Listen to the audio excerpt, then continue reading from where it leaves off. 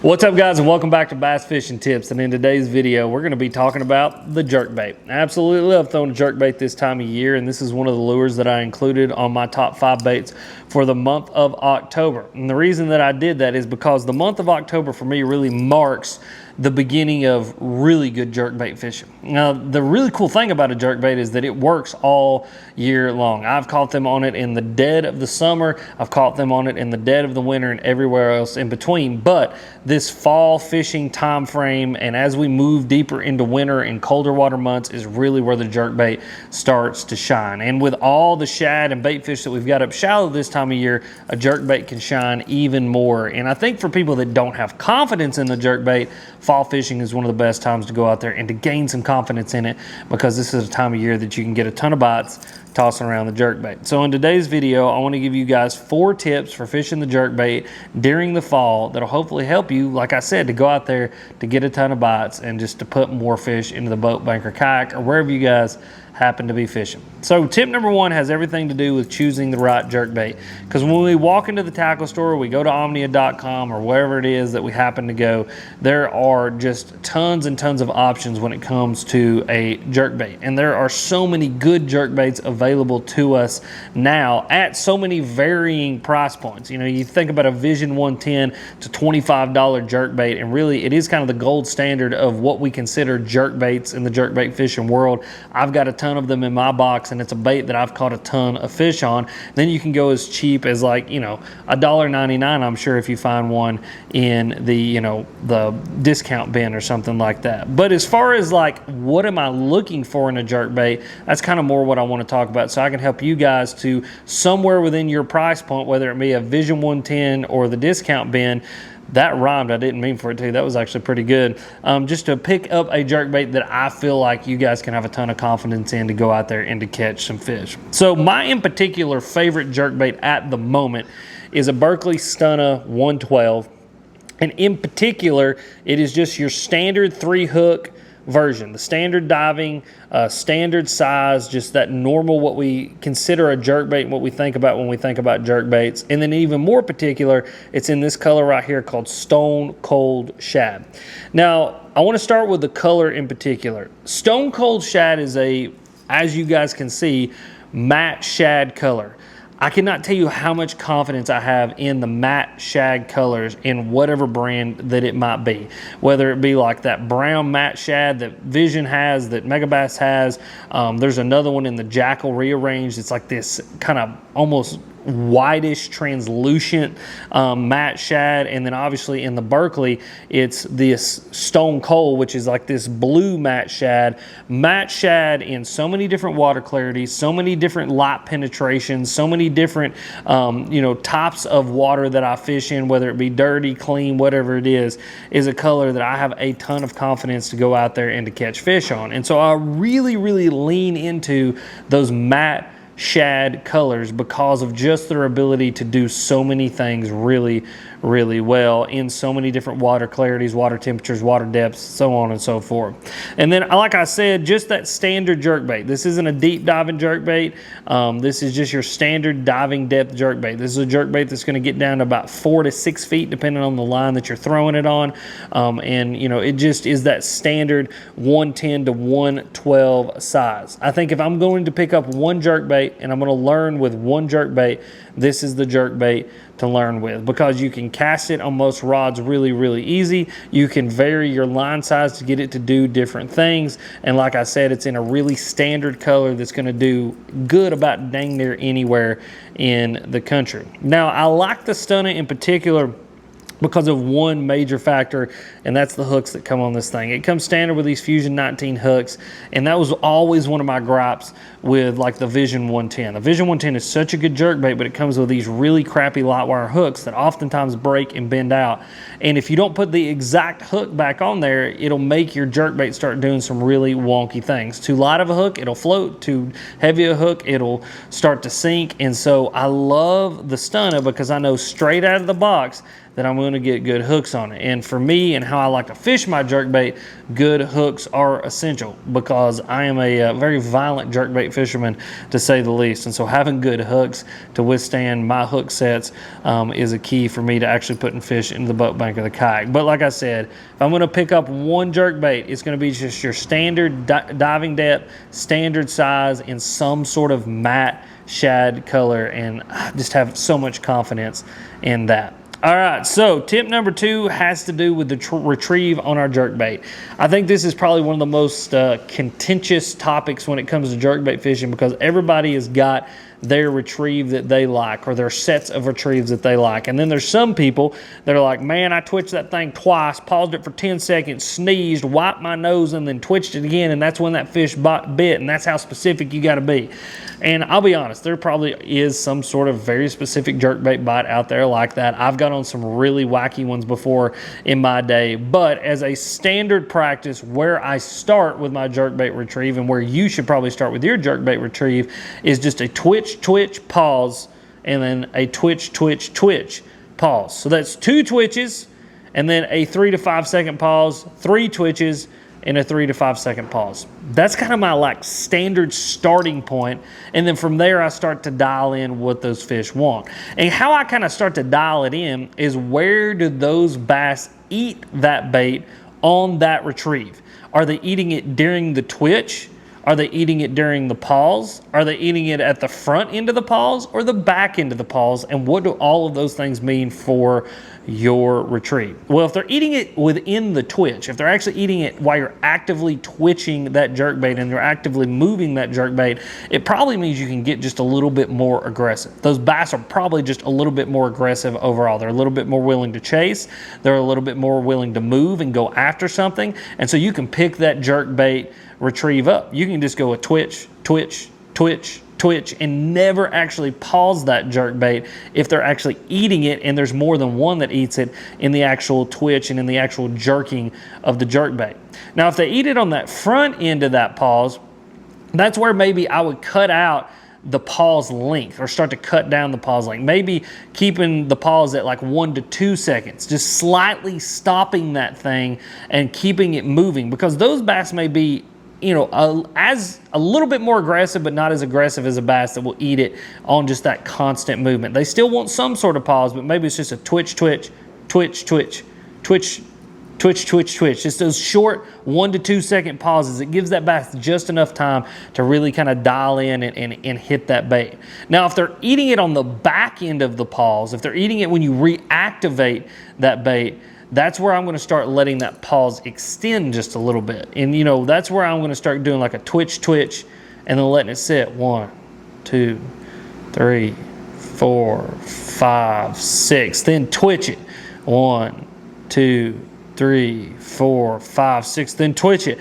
And what you'll probably start to notice is, if those bass are a little bit more lethargic, they're maybe not as aggressive, they're not as willing to chase after that bait and to eat it, is that you'll start getting bites in that pause. Those bass will kind of swim up behind it, and they'll sit there and just watch it. And as that bait sits there, and as it settles back down into whether it's a sinking jerkbait, a floating jerkbait, or even it's just suspension, it kind of settles itself back, that bass will just grab that thing, and you'll feel that just tink right on the end of your line, and those bass will have that jerkbait in their mouth. And just really, for me, it's all about noticing what I'm doing with the jerkbait that helps me to determine whether I need to speed it up, slow it down, or slow it way, way down. I mean, I've got on bites before where I'll literally just crack that thing one time and just let it sit there in super clear water, just physically watch these bass swim up to that jerkbait and just sit there and examine it. And there's something about that way that jerkbait moves in the current, and they just ease up and grab it and start easing off with it. It's really, really cool to see that. But again, that's really extreme scenarios, super cold water, it's a whole thing. But understanding and being very observant of what you're doing and where those bites are coming from while you're fishing a jerkbait can help you to go from just that standard twitch, twitch, pause, twitch, twitch, twitch, pause, to dialing in that retrieve even more to help you to catch even more and more fish. Now, tip number 3 has to do with actually how we retrieve the jerkbait, as far as not like dialing in the retrieve itself, like what is that twitch, twitch, pause or whatever, but actually how we're working that jerkbait. And the reason I want to bring up this topic is I think it's really interesting, all the different theories around fishing a jerkbait. If you talk to like Kevin Van Dam, he just cracks the absolute piss out of his jerkbait. You ever watch that man fish a jerkbait? It is one of the most fascinating things you've ever seen, because I mean, he whips that rod like he is beating a rented mule. I've never seen anything like it. I mean, just giving that thing to business. And then you watch other, people who fish a jerkbait, and especially when you're watching forward-facing sonar guys, just these like little micro pops, these little bitty just micro movements, barely making that jerkbait move, getting those fish and really tricking those fish into eating that bait. And for me, I fall somewhere in the middle ground. And the reason I fall somewhere in the middle ground is that I really let the fish tell me what they want. And kind of going back into the actual retrieve and how we're retrieving it, the amount of pause, the amount of twitches and everything like that, the more aggressive a fish is, the harder I'm going to crack that jerkbait, the more KVD-ish that I'm going to be. I'm really going to hit that jerkbait hard, really just popping the slack in that line and making that jerkbait do these really violent movements. The more aggressive they are, the more aggressive that I'm going to be. The less aggressive they are, the more subtle that I'm going to be. And when I say subtle, I'm still jerking that jerkbait, but I'm just not giving it all the business. I'm just little micro movements, just barely twitching my rod tip, just making that jerkbait kind of just, I'm not moving great distances. And I think that's the biggest thing. The harder you jerk that jerkbait, the further you're going to pull it towards you. And you can have a jerkbait, you hit it hard enough, it's going to go a foot, two, I mean, it'll literally probably go, I've cracked a jerkbait hard enough that I can get it to go 2 to 3 feet in both directions as I'm cracking it. And then I've cracked a jerkbait soft enough that it goes 2 or 3 inches in a given direction. And so really matching the fish's temperament again is going to help you to understand actually how to fish that jerkbait. And we can kind of go off the same rule of thumb that we discussed just a second ago on how to do that. Notice where they're biting it in your retrieve, and then match their aggressiveness with your retrieve, not only from a standpoint of how you're retrieving the bait from how many twitches and how many pauses, but the method in which you're retrieving the bait, and whether it's cracking it really, really hard or making those little bitty subtle twitches. And I don't think there's any hard, fast rule for which one to choose. I know people who do the subtle twitches even when the fish are being aggressive and they still get bites. And I know people who are really aggressive with it even when fish seem lethargic because they're just trying to get them to react. But as a general rule of thumb, matching that fish's aggressiveness and really being a observant fisherman is going to help you to understand whether to really fish that thing really hard or to fish it just a little bit more subtle. All right, now tip number 4 has everything to do with the size of jerkbait that you choose. And then we'll also get into my rod, reel, and line because I think that that's also important. So that'll be kind of like tip 4.5 or maybe tip 5 or just, I don't know, we'll get to that. So like I said, if I were to pick up one jerkbait, it's just going to be your standard 110 to 112 size jerkbait, your standard diving depth, just a 3-hook jerkbait, go out there and to go fishing. Now, if you got a little bit more room in your budget and you're wanting to go out there and you're wanting to buy multiple jerkbaits, there is one jerkbait that I would definitely pick up in inclusion to everything that we've already talked about, and that is simply going to be a smaller jerkbait. I cannot tell you how many fish that I've caught on the little bit smaller jerkbait, especially when it comes to pressured fish and or this time of year when we're going to start having the bigger fluctuations of temperature and things like that. This is just a stun of 100, so it's about 10 millimeters shorter. Obviously you guys can see in comparison to your standard stunner, it has one less hook and it's just a heck of a lot shorter. Again, you'll see it's in that stone cold color because this is one of my favorites. But your smaller jerkbaits can end up sometimes getting some of the biggest bites that you will all year long, and it's really, really fascinating. It was funny. Quick caveat, small rabbit hole. Just the other day, I went live bait fishing with my buddy Caleb, and all day long we were fishing, 4 to 5 inch threadfin shad. And towards the end of the day, we ended up running out of those 4 to 5 inch threadfin shad. We found a school. Caleb cast the cast net on them, and we ended up getting a bunch of 2 to 3 inch threadfin shad. And the biggest bass that we caught all day long ended up coming on that 2 to 3 inch shad. And so I think a jerkbait can be very, very similar. When you're willing to downsize and when you're willing willing to go just a little bit more finesse, sometimes it can be the key difference between getting a bite and not. But what's really, really cool about the smaller jerkbait is that everything that we've talked about when it comes to fishing the standard size jerkbait applies to the smaller jerkbait. Just do all the same things that you're doing with the big jerkbait with the small jerkbait, and you will end up getting bites. But like I said, sometimes they just want that little bit smaller profile. And if I had to buy one more jerkbait, it would be something smaller. Not very often do I go bigger. I think bigger jerkbaits do catch really big fish, and I've had some experience throwing some like giant jerkbaits. But for the most part, just as a standard rule of thumb, especially if you're a pond angler, a bank angler, you're fishing around pressured fish, a lot of the times downsizing can help you to actually get more bites than upsizing can. And so when it comes to a jerkbait, I want to have a couple different variations, and the one variation is going to be something just a little bit smaller. And this little dude right here, I mean, it's just, that is the chef's kiss during the fall. I'm telling you, when those fish get really, really grumpy, when they don't want to eat, the 100 size jerkbait can get them to eat. Now, as far as my jerkbait setup goes, this is the setup that I throw all of my jerkbaits on, including the 100 size and even some of the bigger ones. And that is going to be a Abu Garcia Veritas. This is a 610 medium, moderate, fast. So this is a very parabolic rod, but it's in that 610 size range. I like a 610 because I feel like I've just got a lot more control over my jerkbait with that little bit shorter rod. And what I mean by that is that that shorter rod allows me to point my rod tip at the water and still be able to jerk that jerkbait effectively without actually slapping the tip of my rod against the water. Me being a 6'4" guy, I'm a little bit taller, but even when like I'm throwing like a 7 foot or a 7.5 foot rod, which I would never throw with a jerkbait, I just can't effectively twitch that bait on.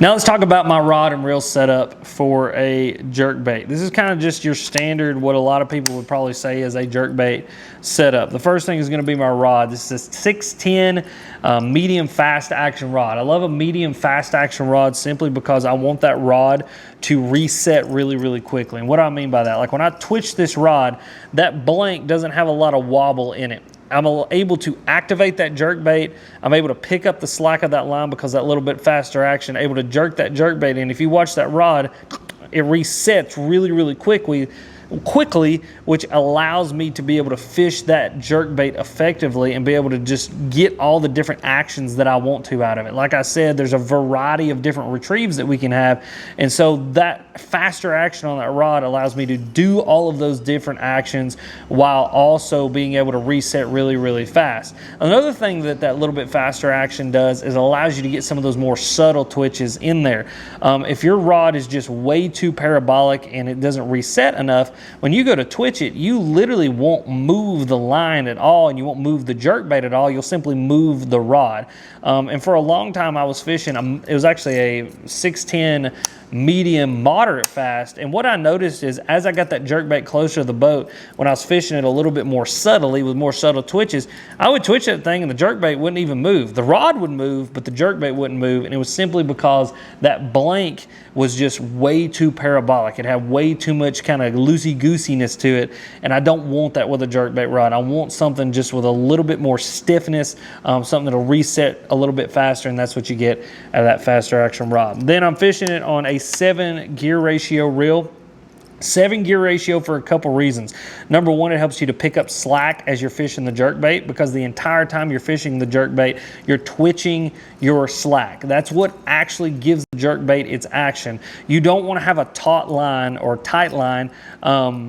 Taut and tight are literally synonyms. You guys probably know what that means, but you don't want to have a tight line on your jerkbait because it doesn't allow it to get the action that we're all looking for when we think about a jerkbait. And so that faster gear ratio reel allows you to hit the slack in that jerkbait, which creates more slack, and then you're able to pick up that slack to be able to effectively fish the next jerk or whatever the cadence may be on that jerkbait. And then two, when those fish actually eat that thing on the pause, you want to be able to pick up that line and be able to actually hit those fish with that rod and be able to stick those hooks into that fish. That's one thing that I've seen a lot of people do, and where a mistake has been made. It was a guy I used to fish with. He would fish a 6/8 gear ratio reel with a jerkbait, and twitch, and one would bite it on the paws, and he could never get that line picked up fast enough because those bass would bite it and just come straight at him, and a lot of times he didn't get a good hook set into him. Well, with that little bit faster reel, you're able to pick that line up again, be able to start driving those hooks in, and then allow that rod to do the rest of the job that it needs to do, and to be able to hook those fish really, really well. And then I'm fishing it on 10-pound straight fluorocarbon. If I want the bait to go a little bit deeper, I'll drop down to 8. If I want it to go a little bit shallower, I'll pump up to 12. But for the most part, in 90% of the scenarios where I'm going to be fishing a jerkbait, 10-pound straight fluorocarbon is my go-to with my jerkbait setup. But there you go, guys. Those are my 4 tips for fall jerkbait fishing to hopefully help you guys to go out there and to catch some more fish on the jerkbait. So if you guys enjoyed this video, click this video. It's popping up right here.